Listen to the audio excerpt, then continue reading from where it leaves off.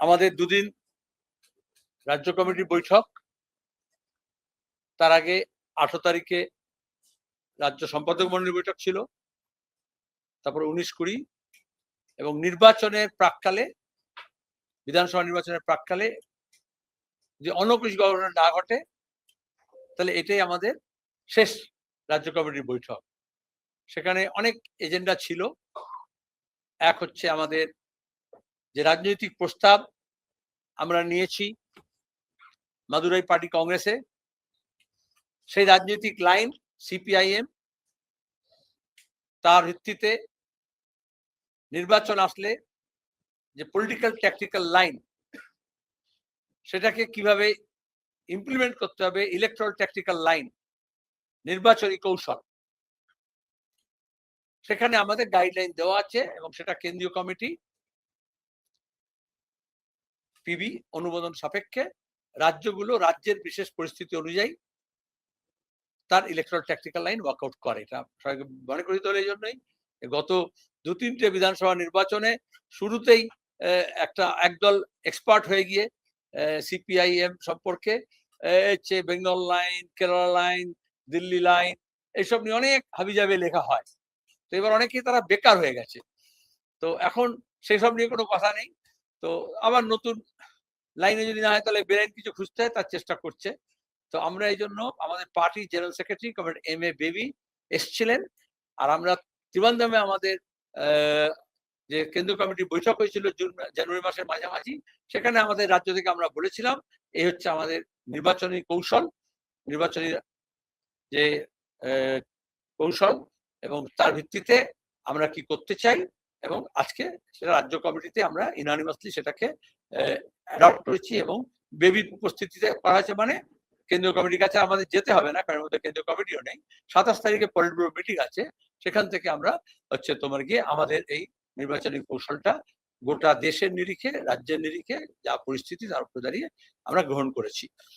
সেটার মধ্যে সার কথা হচ্ছে সিপিআইএম কে মজবুত করা এক, তারপরে সিপিআইএম এর নেতৃত্বে বাম ফ্রন্টকে সংহত করা, তার ঐক্যকে দৃঢ় করা, তার উপর দাঁড়িয়ে হচ্ছে বাম ফ্রন্টের বাইরে যে বাম ব্যক্তি, দল, গোষ্ঠী আছে তাদেরকেও সমবেত করা। কারণ পশ্চিমবঙ্গকে বাঁচাতে, পশ্চিমবঙ্গের শিক্ষা, সাহিত্য, শিল্প, সংস্কৃতি, ইতিহাস, ঐতিহ্য, সম্প্রীতি রক্ষা করতে, এবং যে লেফট ইকোসিস্টেম স্বাধীনতার আগে থেকে স্বাধীনতার পরে গড়ে উঠেছে, যাকে দক্ষিণপন্থার উত্থানের সঙ্গে সঙ্গে মন্দির মসজিদের রাজনীতি, হিন্দু মুসলমানের বিভাজন, বাংলাদেশি রোহিঙ্গিয়ার নাম করে আদিবাসী, তপশিলি, সংখ্যালঘু, তারপরে মহিলাদের উপর নির্যাতন বাড়িয়ে একটা উত্তর ভারতীয় সাংস্কৃতিক রাজনীতি করার চেষ্টা করা হচ্ছে, রিলিজিয়াস প্রশাসন করার চেষ্টা হয়েছে গত কয়েকবার। সেই বাইনারিকে আমাদের ভাঙতে হবে। বাংলাকে বাঁচাতে হলে বামপন্থার পুনরুত্থান দরকার, সেই লক্ষ্যে আমরা কাজ করছি।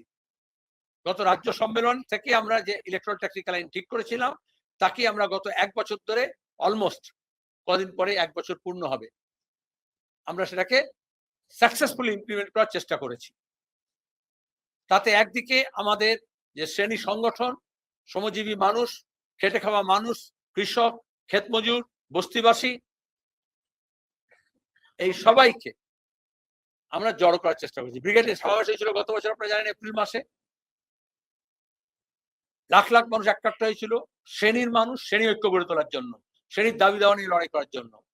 আর আজকে যখন আমরা মিটিং করছি, 12 তারিখে গোটা দেশে ইন্ডাস্ট্রিয়াল স্ট্রাইক, শিল্প ধর্মঘট, তার সঙ্গে অনেক জায়গায় ধর্মঘট পালন হয়েছে। আমাদের এখানে গ্রাম বাংলায় অনেক জায়গায় দোকানপাট বন্ধ করা হয়েছে, চাষাবাদ বন্ধ করা হয়েছে, এবং বিশাল সংখ্যক মানুষ বিরত কয়লা শিল্পে, জুট শিল্পে এবং অন্যান্য ক্ষেত্রে, চা বাগানে সাফল্যের সঙ্গে লক্ষ লক্ষ মানুষ যোগ দিয়েছেন। এগুলো বলতে হয় কারণ এইদিকে ক্যামেরার ফোকাস যায় না, খেটে খাওয়া মানুষের দিকে নজর পড়ে না।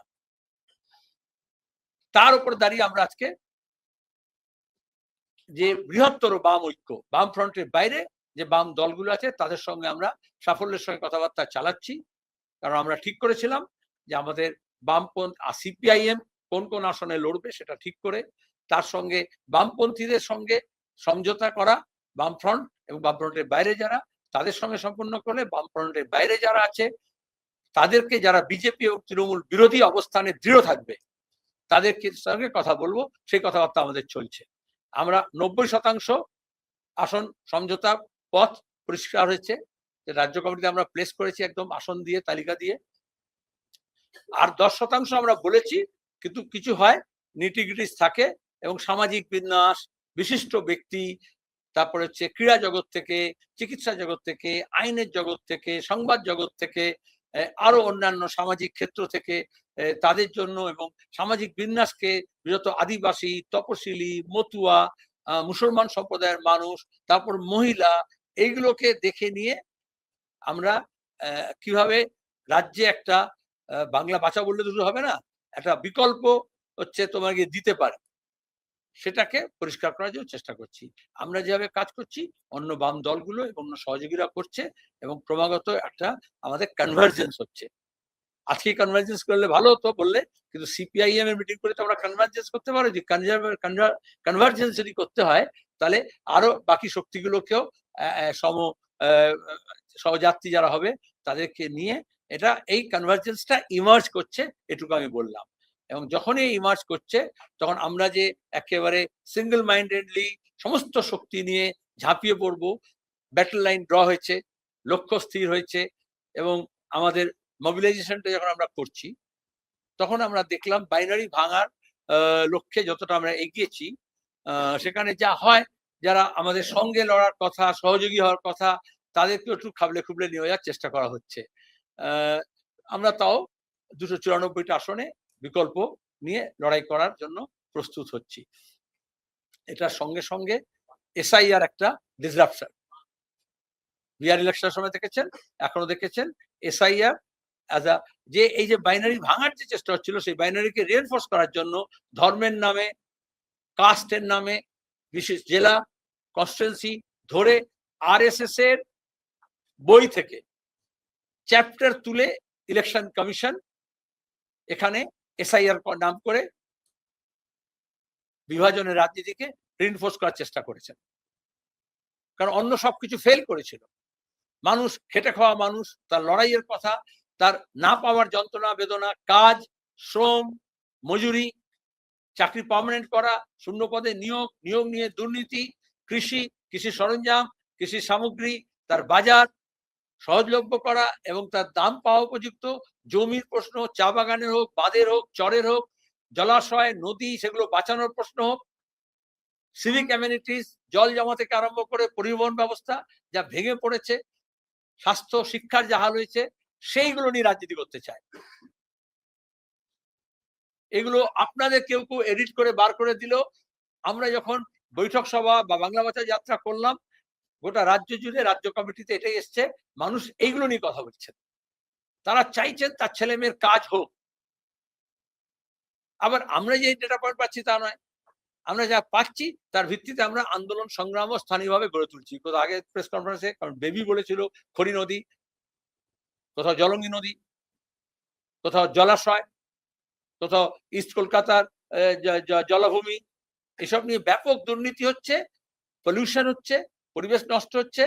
একেবারে তিলাবনী পাহাড় এখানে যেরকম, আরাবলী পাহাড় সেরকম ওখানে, মোদি হোক আর দিদি হোক, তারা এসব লুটের সামগ্রী মনে করছে পরিবেশকে, সেটাকে বাঁচানোর জন্য আমাদের লড়াই হচ্ছে।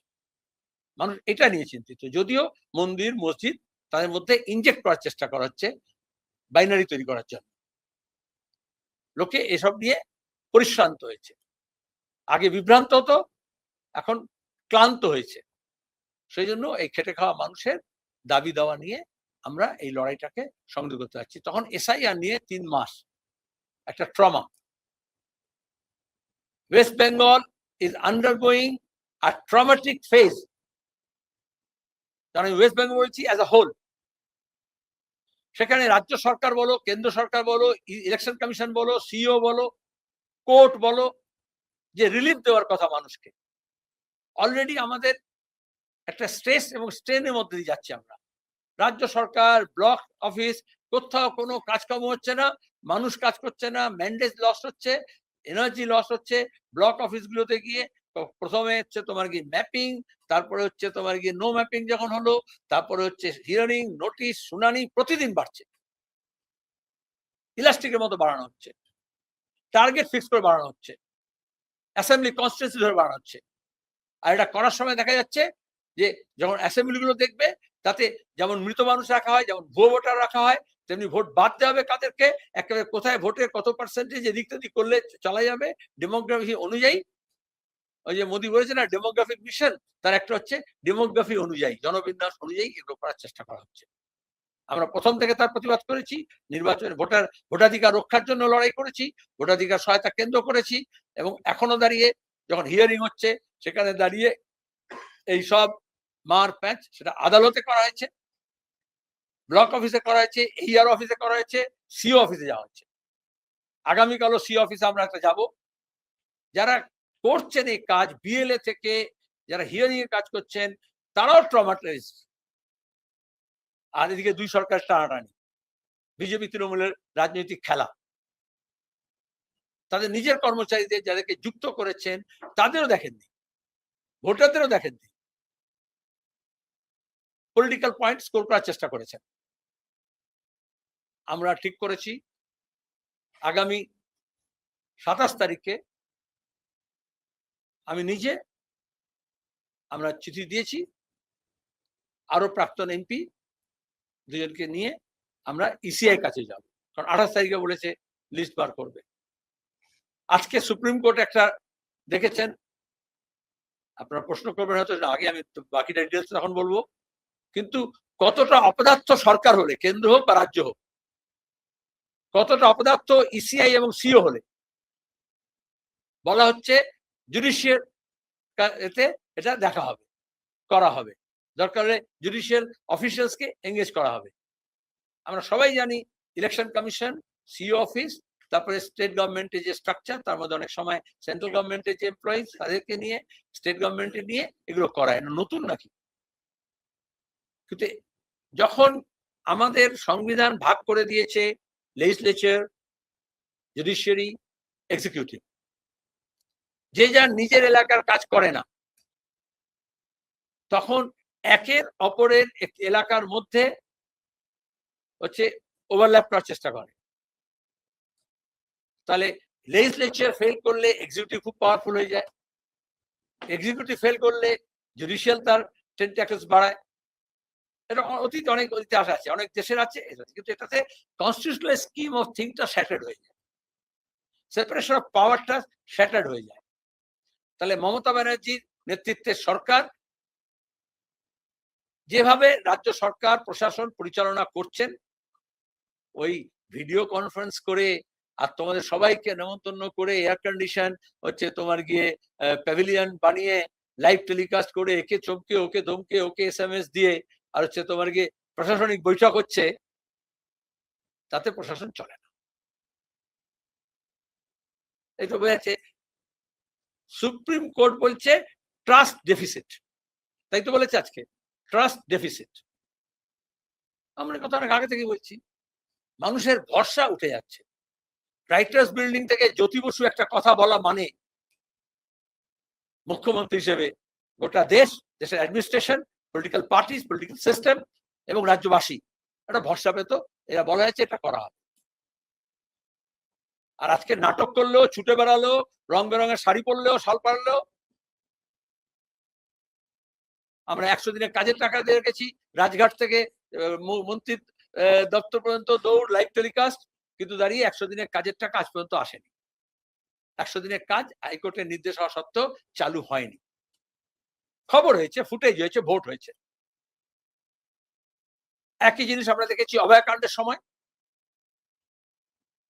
এত আন্দোলন হলো, এত ডাক হলো, কিন্তু দাঁড়িয়ে একটা ন্যায় পাওয়া গেল না, জাস্টিস পাওয়া গেল না, তদন্ত করে সত্য উদ্ঘাটিত হলো না। এরকম অসংখ্য উদাহরণ দিতে পারি, আমি ডাইভার্স করতে চাইছি না, অনেকগুলো ইম্পর্টেন্ট ইস্যু আছে। তো এই যে জুডিশিয়াল ইন্টারভেনশন, এফেক্ট কি হবে পরের কথা, কিন্তু কজটা কি? তাহলে রাজ্য সরকার তার ব্যর্থতা মেনে নিক, সিও দপ্তর তার ব্যর্থতা মেনে নিক, ইসিআই তার ব্যর্থতা মেনে নিক। একটা এমনিতে বললো না রুটিন কাজ, রেগুলার কাজ আগেও হয়েছে, এখনো হচ্ছে, কিন্তু সেটা করতে গিয়ে কিরকম পদে পদে আমাদের ট্রমা, অন্যদিকে হোঁচট। আমরা এখানে যখন জুডিশিয়াল আমরা গেছি রিমেডির জন্য, আমরা যেরকম অ্যাডমিনিস্ট্রেটিভ রেমেডির জন্য ব্লক অফিস থেকে সিও অফিস, ইসিআই পর্যন্ত যাচ্ছি। আমরা যেরকম জমায়েত করেছি, প্রতিবাদ করেছি, আরো হবে। আপনাদের মনে আছে আমরা বলেছিলাম কোন প্রকৃত ভোটারের যদি নাম বাদ যায় তাহলে জিনা হারাম করে দেওয়া হবে। সিও অফিসের সামনে দাঁড়িয়ে জনসভায় বলা হয়েছিল বাম দলগুলোর সমাবেশে। আর পেছনের দরজা দিয়ে আমরা এনআরসি এনপিআর করতে দেব না। সব তাই হচ্ছে। আর তৃণমূলের বিজেপির নেতারা বলে দেবে যারা যেখান থেকে যে আসুক, যাই ধর্ম হোক, সবাইকে বাংলা ছাড়া করব, টার্গেট ফিক্স করে দেবে। আর ECI, CO, BDO, SDO, DM এর দপ্তর সে কাজটা করবে। আর অসহায় মানুষ, সেই অসহায় মানুষের কাছে যাদের ম্যাপিং হয়েছে, যাদের শুনানি হয়েছে, যাদের সব লোড হয়েছে, যাদের লিস্টের নাম থাকলেও তারাও, আর যাদের নাম নেই তারাও, এদেরকে ইন্টিগ্রেট করে আমরা এই আন্দোলন সংগ্রাম করব। তার জন্য প্রস্তুতি আমরা নিয়েছি আজকে আলোচনা। তারপর আমরা বাম ফ্রন্টের মধ্যে আলোচনা করব, বাম দলগুলো এবং সহযোগী দলগুলোকে বলবো একযোগে যেতে হবে। কিন্তু 1 তারিখে, যেহেতু 28 তারিখে বেরোবে, তারপরে একটা ছুটির দিন, তার এইসব আছে। নাহলে আমরা আগে বলেছিলাম যেদিন সিও ঘোষণা করবে এইসিআই, সেই তারপরের দিন আমরা জমায়েত করবো। আমরা ছুটির মধ্যে করেছিলাম ছট পূজার সময়, প্রথমে আমরাই করেছিলাম, মনে আছে, জমায়েত করে এটা বলেছিলাম, রাজ্যবাসীকে হুঁশিয়ারি দিয়েছিলাম যে হচ্ছে হবে, আর ওদেরকে বলেছিলাম 1 তারিখে ছুটির দিন হলো কমরেড বুদ্ধদেব ভট্টাচার্যের জন্মদিন, 1 মার্চ। আজকে এই যে রাজ্যের ভয়াবহ দুর্দশা, এই যে রাজ্যের মানুষের স্বপ্ন ভঙ্গ, এই যে শিল্পায়ন হলো না, বেকার ছেলে মেয়েদের কাজ হলো না, বাংলার ভবিষ্যৎটাকে একেবারে কন্যা ভ্রূণ হত্যা করার মতো বিজেপি তৃণমূল মিলে ভ্রূণ হত্যা করেছে আমাদের শিল্প সম্ভাবনার। তারপরে মোদী মমতা সিঙ্গুরে গিয়ে অনেক নাটক করেছেন, আমরা সেই নাটকে যাইনি এবং লোকে বিশ্বাস করেনি। বিজেপি তৃণমূল মিলে এটা একসঙ্গে করেছিল, সানন্দে করেছিল, আনন্দে করেছিল। আমরা 1 তারিখ জন্মদিনে গোটা রাজ্য জুড়ে, আপনারা জানেন 17 তারিখ যেরকম জ্যোতি বসু প্রয়াণ দিবসে আমরা শপথ নিয়েছিলাম, অসভ্য বর্বর দলের বিরুদ্ধে লড়াইয়ের শপথ নিয়েছিলাম, সংবিধান রক্ষার শপথ নিয়েছিলাম, সাম্প্রদায়িকতাকে বিচ্ছিন্ন করার জন্য শপথ নিয়েছিলাম, সেরকম এই রাজ্যকে বাঁচানো, এই রাজ্যের ভবিষ্যৎকে বাঁচানো, এই রাজ্যের ভবিষ্যৎ প্রজন্মের প্রতি যে অঙ্গীকার বুদ্ধদেব ভট্টাচার্য করেছিলেন তাকে বাস্তবায়িত করার জন্য যে ভিশন তিনি দেখেছিলেন, সেটাকে আমরা নতুন করে আবার পুনরুত্থাপিত করব। বামপন্থা পুনরুত্থান মানে কি? কৃষি, শিল্প, শিক্ষা, সাহিত্য, সংস্কৃতি এবং আমাদের যে ঐতিহ্য, আমাদের যে নবজাগরণ, আমাদের যে স্বাধীনতা আন্দোলন, আমাদের যে লেফট ইকোসিস্টেম, সেটাকে পুনর্নির্মাণ করা। আর সেখানে আমরা পলিটিক্যাল যা হবে, অর্গানাইজেশনাল যা হবে, আমরা হচ্ছে শৈল্পিক, নান্দনিক, যেহেতু বুদ্ধদার কথা বলছি আমি, এবং তার সঙ্গে দাঁড়িয়ে কালচারাল রেসপন্স কি হবে সেজন্য আমরা পরিকল্পনা করছি। ওই দিন আমরা 1 মার্চ, এবং সেদিন আমরা ওই যখন জন্মদিনে উৎসব নয়, এসব যেমন জন্মদিন করে সব কেক ফেক কাটে, সেটা নয়। আমরা ঠিক করেছি যেমন Jyoti Basu centre for social studies and research হচ্ছে, সেরকম আমরা বুদ্ধদার নামে একটা কলকাতার বুকে, হার্ট অফ দ্য সিটিতে আমরা সাংস্কৃতিক কেন্দ্র গড়ে তুলব। কিন্তু ওই ভিত্তিপ্রস্তর স্থাপন, ঘোষণা, এসব কিচ্ছু না। এখন আমরা নির্বাচনের প্রস্তুতি নিচ্ছি। কিন্তু ওই দিন যে জমিতে হবে, যে জায়গায় হবে, সেই জায়গায় আমরা এই আর্টিফ্যাক্ট ইনস্টল করে, যে ট্রমা বেঙ্গলের, তার ট্রমা যেটা আমাদের সবাইকে ফেস করতে হচ্ছে, the traumatic phase of these 3 months which Bengal has undergone along with some other states, আর এই যে অপদার্থতা, একেবারে পাহাড় প্রমাণ অপদার্থতা, সেইটাকে স্মরণীয় করে রাখতে হবে। যেমন আমাদের দাঙ্গা, যেমন আমাদের বন্যা, যেমন আমাদের প্রাকৃতিক বিপর্যয়, যেমন আমাদের দেশভাগ, যেমন আমাদের মন্বন্তর, দুর্ভিক্ষ, যেমন কোভিড, कोरोना, सब याद रखा जाएगा। কিছু ভুলে গেলে চলে না। ইতিহাসে এগুলো বাংলার বিভিন্ন বাঁক এবং মোড়, সেই একইভাবে এটার সাক্ষ্য বহন করবে। এমন ভাবে আমরা 1 তারিখে এই ট্রমাটিক ফেজটাকে আমরা আর্টিস্টিক রেসপন্স হিসেবে উপস্থাপিত করব, যেটা হবে আবার আমাদের নির্বাচনী যে বিকল্প আমরা হাজির করতে চাইছি তারও প্রসারের সূত্রপাত। বুদ্ধদাকে তার কথা সামনে রেখে এই লড়াই লড়তে হবে, এই লড়াই জিততে হবে। পরপর আমাদের প্রোগ্রাম আছে, আজকে আমি যখন এখানে কথা বলছি জ্যোতির্বিদ্যা সেন্টারে কালকে ভাষা দিবস উপলক্ষে এখন ভাষার চর্চা নিয়ে আলোচনা চলছে। আগামীকাল আমাদের রেড বুক ডে, ভাষা দিবস। তাহলে মানুষের সমাগম নিয়ে সাংস্কৃতিকভাবে নানান রকমের কর্মসূচি নেওয়া হয়, কর্মকাণ্ড বিভিন্ন এলাকায়, এবং সেখানে ভাষা দিবস বিশেষত বাংলাদেশে আমাদের কাছাড়ে হয়েছিল, আমাদের অন্যত্র হয়েছিল, পৃথিবীব্যাপী নিজের নিজের ভাষাকে ধরে রাখা, সংস্কৃতি ধরে রাখার লড়াই লড়া হচ্ছে। যত বেশি গ্লোবালাইজেশন হচ্ছে তত বেশি নিজস্ব ভাষা, নিজস্ব স্বকীয়তা, নিজস্ব সংস্কৃতি, নিজস্ব লোক যে সমস্ত পরম্পরা আছে সেটা হারিয়ে যাচ্ছে, সেটাকে ধরে রাখতে হয়। স্ক্রিপ্ট পর্যন্ত হারিয়ে যাচ্ছে। আর যে ভাষাগুলোর স্ক্রিপ্ট নেই, উপভাষা, সেগুলো তো হারিয়ে যাচ্ছে। সেখানে একটা ভাষার নামে আন্দোলন হলো, সংগ্রাম হলো, এবং পাকিস্তানকে হারিয়ে দিয়ে খান সেনাকে পরাজিত করে এক নদী রক্ত দিয়ে হচ্ছে একটা দেশ জন্মালো। সেই দেশকে যেভাবে ধর্ম পরিচয় আবদ্ধ করে দিয়ে গ্রাস করতে চেয়েছিল দক্ষিণপন্থা এবং উগ্রপন্থা এবং মৌলবাদী শক্তি, দেশি বিদেশি শক্তি, এই উপমহাদেশে আমাদের প্রতিবেশী দেশে। সেখানে যা হোক একটা নির্বাচিত সরকার আসছে, নির্বাচন হয়েছে, এবং যেভাবে জামাতরা একেবারে ক্ষমতা দখল করার জন্য উঠে পড়ে লেগেছিল, সেখান থেকে ভারতে হচ্ছে দেশ হিসেবেও, আমরা প্রতিবেশী পশ্চিমবঙ্গ হিসেবেও, এবং সাম্প্রদায়িকতা মুক্ত জগৎ যারা তৈরি করতে চাই তাদের কাছে একটা আপাত স্বস্তির জায়গা হয়েছে। এরপরে বাংলাদেশ কোন পথে যাবে, কিভাবে এগোবে, সেটা বাংলাদেশ ঠিক করবে। কিন্তু গণতান্ত্রিক, সাম্প্রদায়িকতাহীন মুক্তিযুদ্ধের ধারাকে বহন করে যাতে, সেজন্য 21 তারিখের এবারে অনেক বেশি গুরুত্বপূর্ণ। সেটা যেমন হবে, আমরা আমাদের গোটা বিশ্বে 21শে ফেব্রুয়ারি নিজের নিজের ভাষায় মার্ক্সবাদের চর্চা করতে হয়। ভাষা তো আসলে আলোচনার জন্য, কমিউনিকেশনের জন্য, তো সেজন্য আমরা রেড বুক ডে পালন করি। এবং ভেনেজুয়েলা থেকে এই বাংলাদেশ পর্যন্ত, এবং আমাদের পশ্চিমবঙ্গ, আমাদের দেশেও যে সাম্রাজ্যবাদী যে হচ্ছে দখলদারি, ট্রাম্প, তারিফ, তারপরে তো এফস্টাইন ফাইল থেকে দেখেছেন যেভাবে ব্ল্যাকমেল করা হচ্ছে বাজার দখল করার জন্য বিভিন্ন প্রশাসনকে। ইংল্যান্ড হলে তার রাজপুত্র হলেও অ্যারেস্ট হয়, আর আমাদের প্রধানমন্ত্রী হলেও, শাসক দলের লোকজন হলেও, এইসব মাফিয়া যারা হচ্ছে অ্যাবিউজার্স, হিউম্যান ভ্যালুজের যা যা খারাপ সেগুলোকে তারা সেলিব্রেট করে। দক্ষিণপন্থা মানে তাই। তাহলে এটা কি করে হলো, এই কেমন হয়, কেমন চলে, এ নিয়ে আমরা চর্চা করব। এবং সেই জন্য আমরা বই ছাপিয়েছি। সেই বই পাঠ হবে সর্বত্র পাঠচক্রের মধ্য দিয়ে বাংলা ভাষায়। এই বিশ্বে দক্ষিণপন্থা উত্থান এবং সাম্রাজ্যবাদের যে কর্মসূচি, এবং সেটা কিভাবে মানবতা বিরোধী, কিভাবে শিশু বিরোধী, নারী বিরোধী, কিভাবে আমাদের স্বাধীনতা বিরোধী, কিভাবে আমাদের ব্যবসা বাণিজ্য শিল্প জ্বালানি বিরোধী, আমাদের নিরাপত্তা বিরোধী, সেসব নিয়ে আলোচনা। এটা হচ্ছে 21 তারিখে। 22 তারিখে জ্যোতির্বিদ্যা সেন্টারের উদ্যোগে মেদিনীপুর শহরে আলোচনা হবে। যেমন আমরা উত্তরবঙ্গে একটা করেছিলাম যে বিকল্প কি উত্তরবঙ্গের জন্য, এরকম জল, জঙ্গল, জমিন নিয়ে, জঙ্গলমহল, এই পশ্চিমাঞ্চল, সেই ব্যাপারে আমাদের মানুষের জ্বালা যন্ত্রণা, প্রকৃতি, পরিবেশ, লেফট ইন্টারভেনশন কি হবে, সেই নিয়ে একটা আলোচনা চক্র হবে।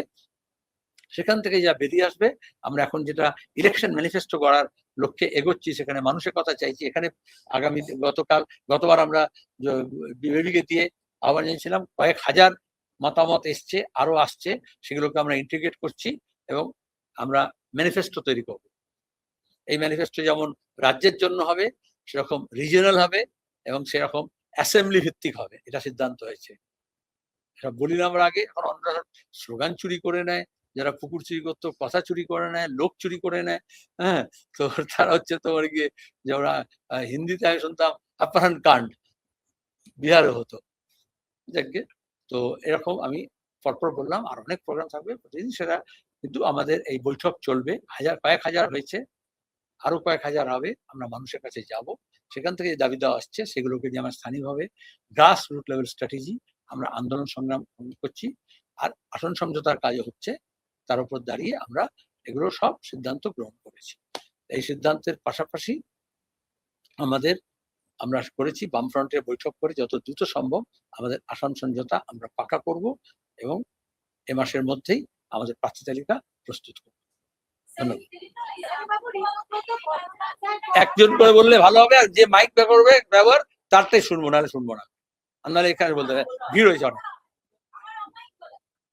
বলো, দাঁড়িয়ে বলো, তাহলে লোকে শুনবে না।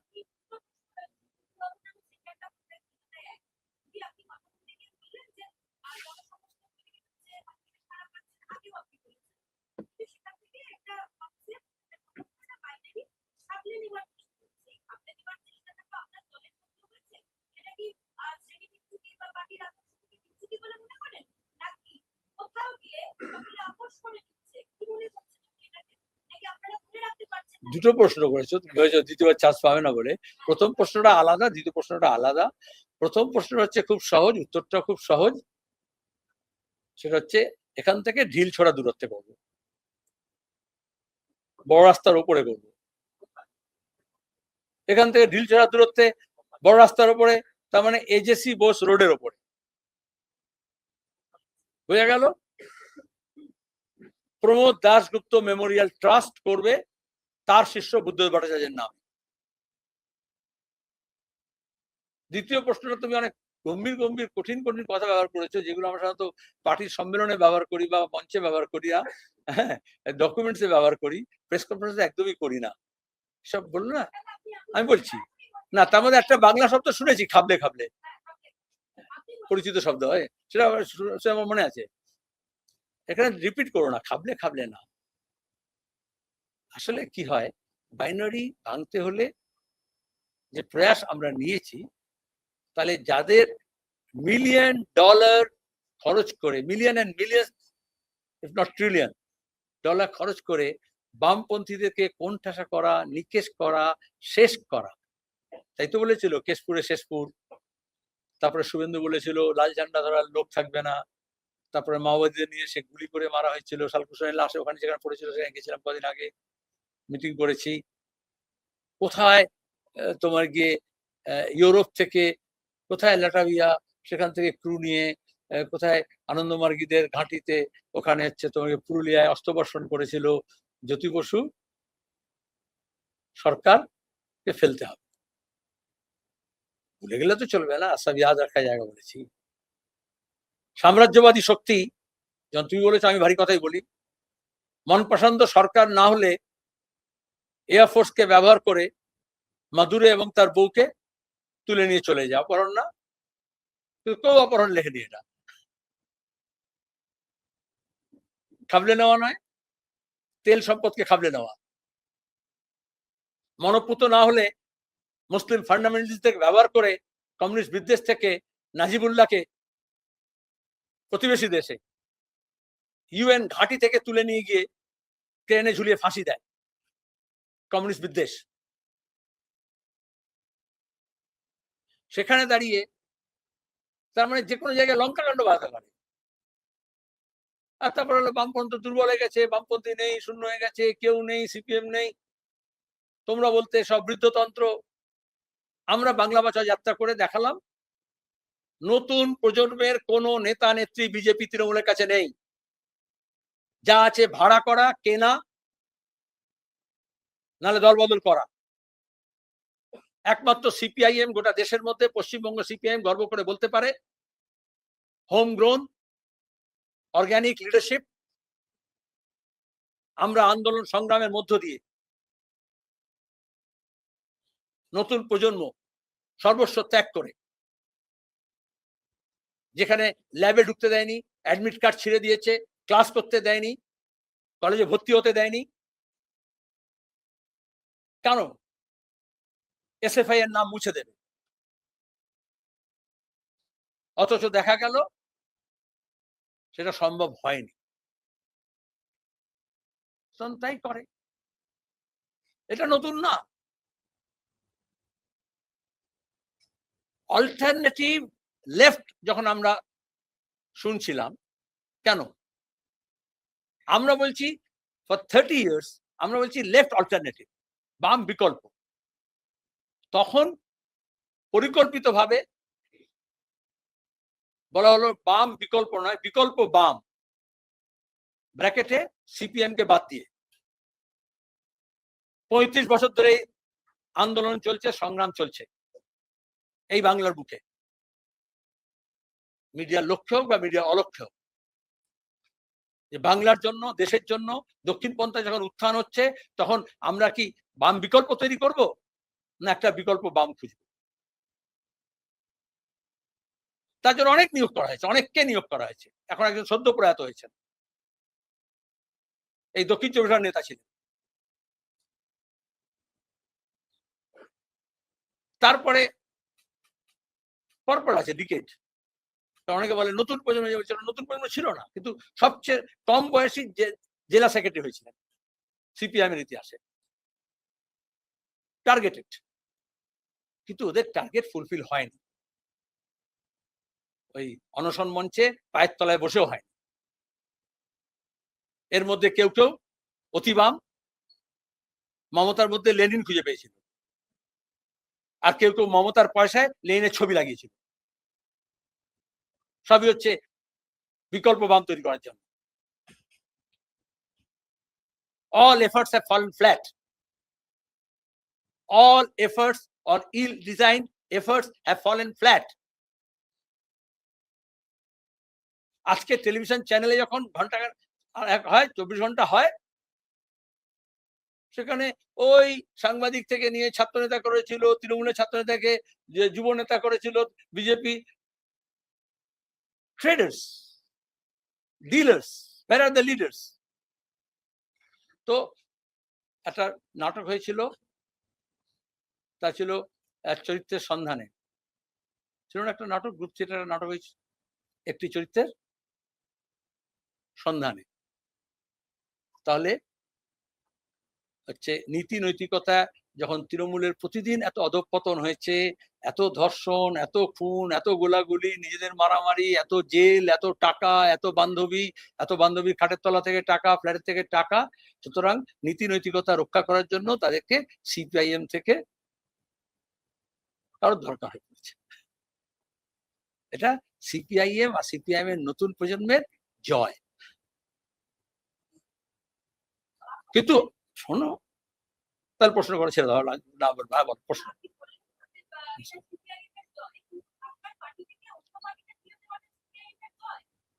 তুমি সাংবাদিক কে অন্য পার্টিতে গেছে, নাম বলো তো, আমি জানি না কোন পার্টিতে গেছে বলো তো, কোন পার্টিতে গেছে। আমি যে আপনার পার্টি, তুমি না প্রতিকূল পরে বলে, তুমি আপনার পার্টি থেকে অন্য পার্টিতে গেছে, আমি বললাম কোন পার্টিতে কে গেছে, আমিও প্রশ্ন করেছি। শোনাই তো যাচ্ছে, সেখানে একটা আমি শুনলাম, তারই মুখ থেকে শুনলাম যে সে বলছে কান নিয়ে গেছে, তুমি কানের দিকে তাকাও না কাকের দিকে তাকাবে। I just quoted. আমি চাইছিলাম এরকম নাম আসুক, তাই বললাম রতনের রতন ছেলে।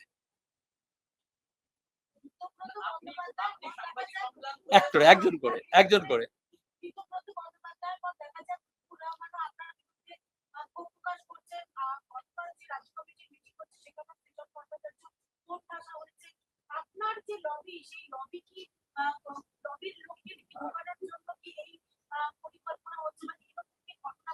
পার্লামেন্টে, আমি তো দীর্ঘদিন ছিলাম রাজ্যসভা এবং লোকসভায়, আমাদের সেটা বলা হতো পার্লামেন্টে না লবি আছে। লবি মানে জানতো, মানে হাউসের বাইরে একটা করিডোর থাকে, কিন্তু পার্লামেন্টের রুলসে লেখা আছে lobbying is not allowed in Indian parliament system.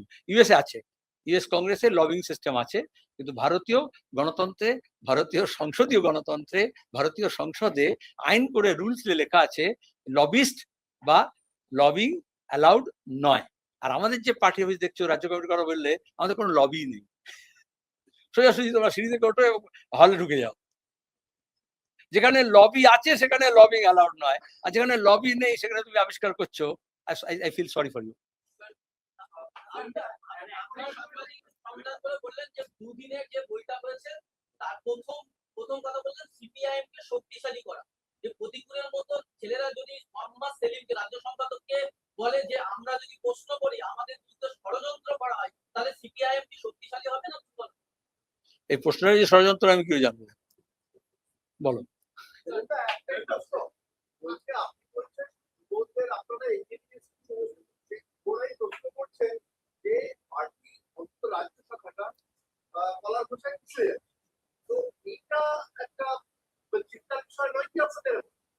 প্রথম কথা হচ্ছে আমাদের রাজ্যে শাখা নেই, রাজ্যের অনেক শাখা আছে, রাজ্য কমিটি আছে, এক শাখা আরএসএস এর হয়।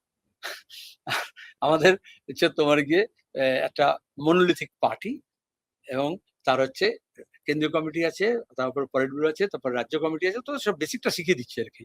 রাজ্য কমিটি আছে, জেলা কমিটি আছে, তারপরে এরিয়া কমিটি আছে, তারপরে ব্রাঞ্চ আছে, ঠিক আছে, তাকে শাখা বলি আমরা। কিন্তু শরৎচন্দ্র চট্টোপাধ্যায়ের গৃহদাহ একটা উপন্যাস ছিল, সেই উপন্যাসের সাম্প্রদায়িকতার বিরোধী, এবং এই যে এখন নেত্রদান নিয়ে যেরকম হলো হইচই, এই যে ডাইনি সন্দেহে যেভাবে পিটিয়ে মারা হচ্ছে, মানে দক্ষিণপন্থা উত্থান মানে তো এই সমস্ত অবসকিউরিটিস আইডিয়া, কুসংস্কার সেগুলো ফেরত আসা। তো শরৎচন্দ্র চট্টোপাধ্যায়